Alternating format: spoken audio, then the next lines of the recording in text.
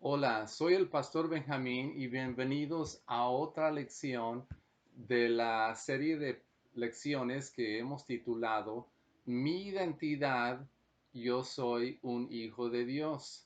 Estas lecciones son tan importantes porque si no entendemos quiénes somos, vamos a estar viviendo y actuando de acuerdo al viejo hombre, la naturaleza de Adán. Nos vamos a vernos a nosotros como hijos de Adán y no como hijos de Dios. Eso nos va a limitar en cuanto a cumplir el propósito de Dios para nuestra vida. Hoy nos toca hablar de que Dios me ha dado, como hijo, me ha dado autoridad para gobernar. ¿Sí? En el principio, cuando Dios creó a Adán y Eva, les dio autoridad para señorear y tener dominio, ¿sí? Sobre todas las cosas. Primero sobre sí mismos y sobre toda la tierra donde Dios le había puesto. Podemos ver en Génesis el primer capítulo, comenzando con el verso 26, dice, y dijo Dios, hagamos al hombre a nuestra imagen, conforme a nuestra semejanza, y ejerza dominio sobre los peces del mar, sobre las aves del cielo, sobre los ganados, sobre toda la tierra y sobre todo reptil que se arrastre sobre la tierra.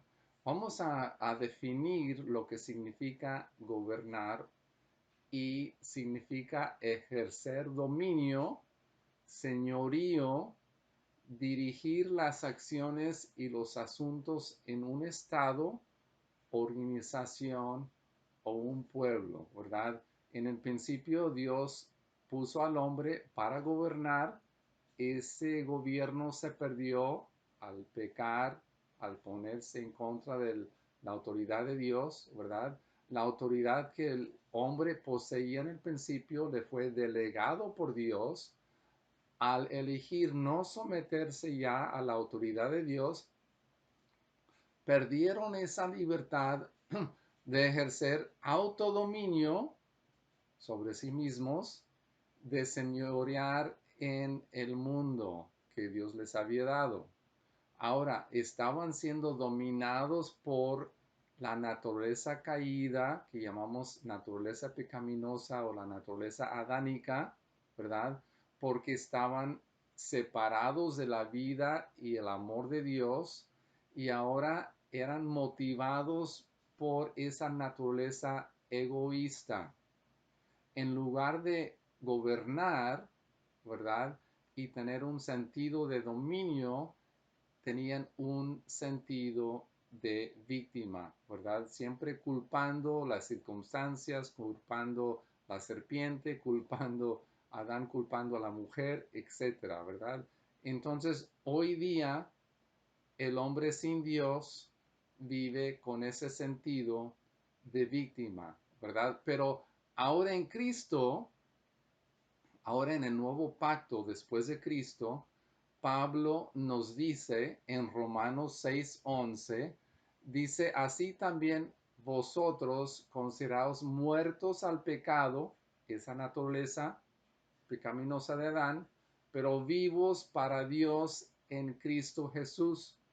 Por tanto, no reine el pecado en vuestro cuerpo mortal para que no obedezcáis sus malos deseos.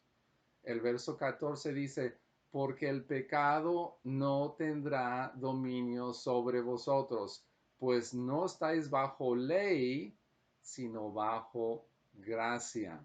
¿Verdad? Y ese es otro tema, el entender lo que es estar bajo la gracia y no bajo la ley, ¿verdad? Pero la ley se refiere al antiguo pacto de Moisés, lo que está en el Antiguo Testamento, ¿verdad? Y esa ley de Moisés, dice Pablo, que daba poder al pecado y nos esclavizaba, ¿verdad? A causa de esa naturaleza de pecado. Ahora, una vez que estamos libres de esa esclavitud del pecado y de los deseos de nuestra carne, esos deseos que aunque quisiéramos hacer el bien, no podíamos, podemos gobernarnos a nosotros mismos, tener autodominio, ¿verdad? Y eso es con la ayuda del poder del Espíritu Santo, el amor de Cristo y tener ese amor derramado en nosotros y el Espíritu Santo nos da, entre otras cosas, autodominio, ¿verdad? En Romanos 7, que es el siguiente capítulo, dice Pablo, ¿acaso ignoráis, hermanos, pues hablo a los que conocen la ley, que la ley tiene jurisdicción sobre una persona mientras vive? Pero ahora hemos quedado libres de la ley, habiendo muerto a lo que nos ataba, de modo que sirvamos en la novedad del Espíritu y no en el arcaísmo de la letra, de la ley. O sea, esto significa que hemos sido totalmente librados. Ya no podemos echar la culpa a alguien más por nuestros hechos, porque en Cristo hemos sido liberados y ahora debemos de ser renovados en nuestra mente, llenos del Espíritu Santo, y eso nos da libertad, ¿verdad? Para realmente vivir como un hijo de Dios.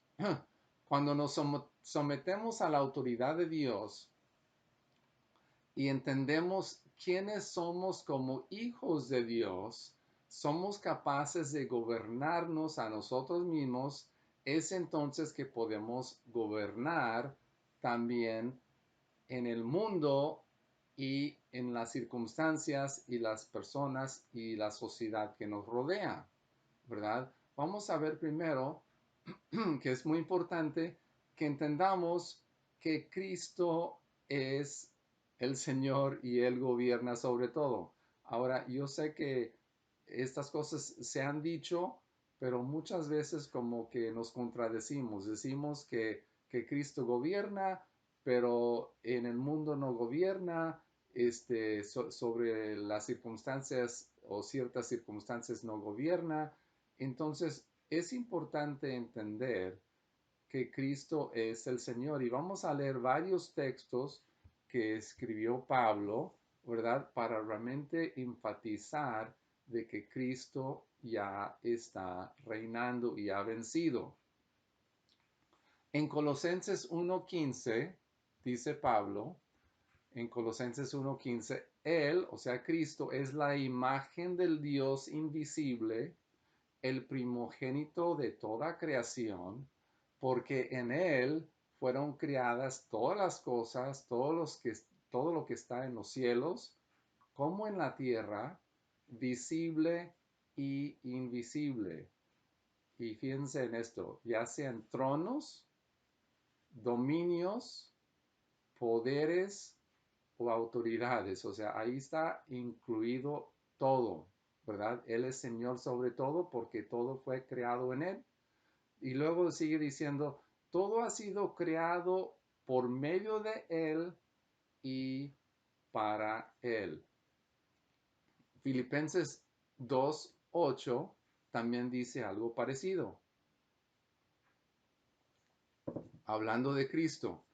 Y hallándose en forma de hombre, se humilló a sí mismo, haciéndose obediente hasta la muerte y muerte de cruz, por lo cual Dios también le exaltó sobre hasta lo sumo y le confirió el nombre que es sobre todo nombre, para que en el nombre de Jesús se doble toda rodilla de los que están en el cielo.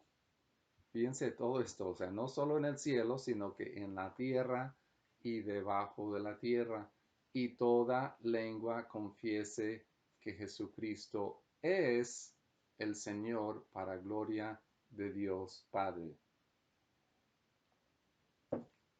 Ahora, ya que hemos establecido que Cristo ya es el Señor, que Él ya venció, que ya está reinando y que no hay nada fuera de su poderío, ¿verdad? Vamos ahora a entender también, esto lo sabemos, pero como que no lo hemos entendido bien, que nosotros también tenemos autoridad para gobernar y señorear porque ya estamos reinando con Él. En Efesios 1, el capítulo 1, verso 18, aquí Pablo está orando. Y es bueno que nosotros oremos de la misma manera, ¿verdad? Pablo está orando por la iglesia, los hermanos que se encontraban en Éfeso, y les dice, mi oración es que los ojos de vuestro corazón sean iluminados para que sepáis cuál es la esperanza de su llamamiento, cuáles son las riquezas de la gloria de su herencia en los santos y cuál es la extraordinaria grandeza de su poder para con nosotros los que creemos, ¿verdad? Nosotros en Cristo hemos heredado esto, ¿verdad? Y luego sigue diciendo, conforme a la eficacia de la fuerza de su poder, el verso 20, el cual obró en Cristo cuando le resucitó de entre los muertos y le sentó a su diestra en los lugares celestiales. Esto ya sucedió. Muy por encima de todo principado, autoridad, poder, dominio. Otra vez aquí Pablo dice, sobre todo principado, autoridad, poder y dominio, para que todo nombre que se nombra, no solo en este siglo, o sea, en esta era, sino también en el venidero, verso 22, y todo sometió bajo sus pies, y él lo dio por cabeza sobre todas las cosas. ¿A quién? A la iglesia. O sea, Cristo recibió toda autoridad, todo poder, todo dominio, y él lo dio por cabeza sobre todas las cosas a la iglesia, el cual somos nosotros, la cual es su cuerpo, la plenitud de aquel que lo llena todo en todo. Brincamos ahora al capítulo 2 y el verso 6, algo que ya, un verso que probablemente ya han escuchado mucho. Dice, y Él nos resucitó con Él y nos sentó en los lugares celestiales con Cristo Jesús, ¿verdad? Así es que en el Espíritu, como hijos de Dios, tenemos que gobernar desde el ambiente espiritual que es sobre lo terrenal, ¿verdad? Lo terrenal tiene que estar sujeto a lo espiritual, ¿verdad? Y nosotros estamos gobernando desde los lugares celestiales, ¿verdad? Y estamos gobernando y ejerciendo poder sobre en lo material también, ¿verdad?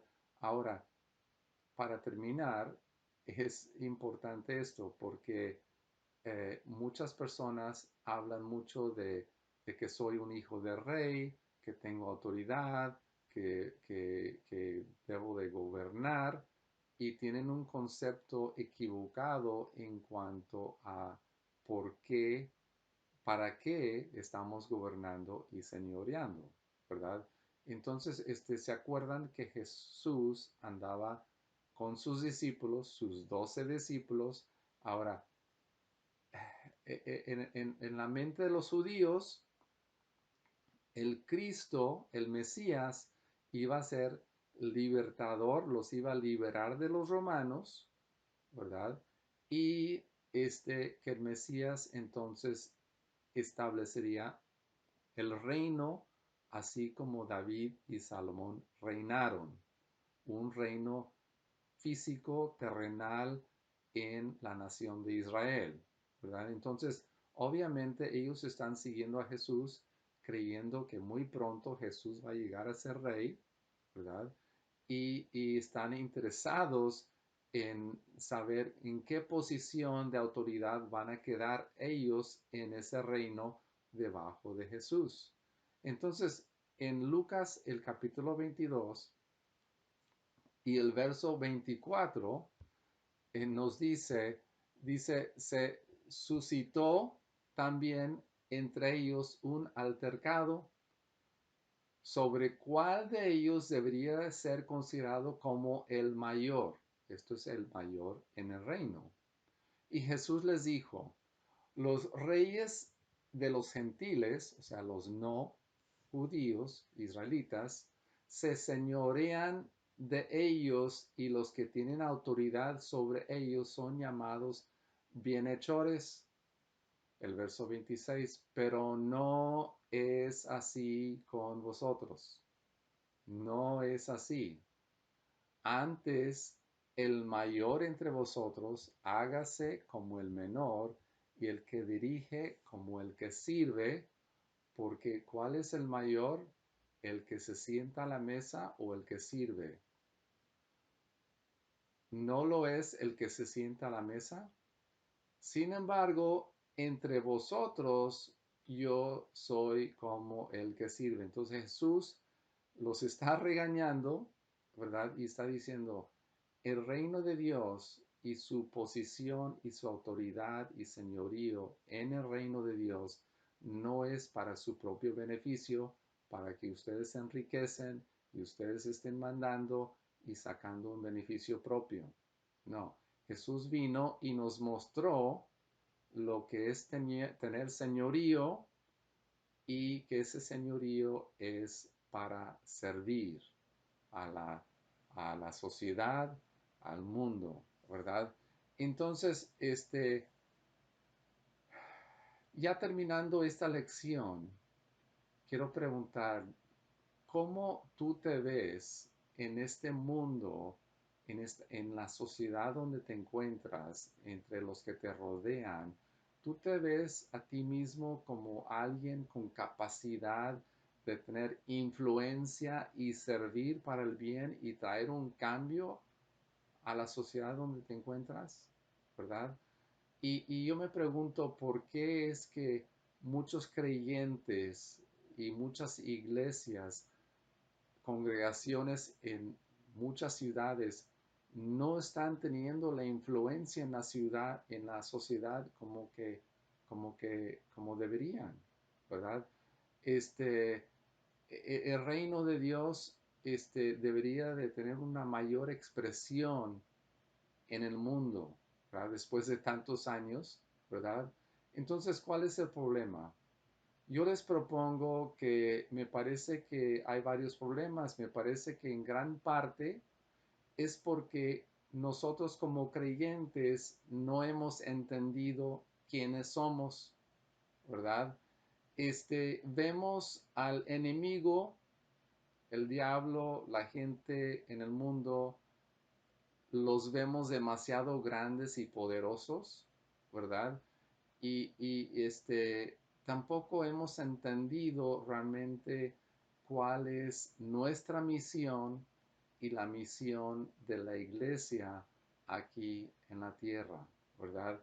Así es que en este momento, en esta lección, quiero terminar diciendo, así como Pablo oró que los creyentes en Éfeso, sus mentes, sus corazones fueran iluminados, ¿verdad? Para poder ver y entender la extraordinaria grandeza del poder de Dios para con nosotros los que creemos, ¿verdad? Tenemos que realmente creer que Cristo está reinando y que nosotros estamos reinando con Él y que su espíritu y su palabra es poderoso para traer una transformación en nuestra sociedad y donde tú te encuentras, ¿sí? Nosotros tenemos el poder y la habilidad, las herramientas como hijos de Dios para cumplir el propósito y la función por el cual Dios nos ha puesto aquí en esta tierra. Así es que sigamos creciendo en la gracia de Jesucristo el conocimiento de su poder, de su gracia, su amor, sus dones y el fruto que ha puesto en nosotros para poder seguir exitosamente, ¿verdad? Viéndonos a nosotros mismos como hijos de Dios y siendo de influencia donde hemos sido puestos y plantados. Así es que el Señor les bendiga. Sigamos adelante.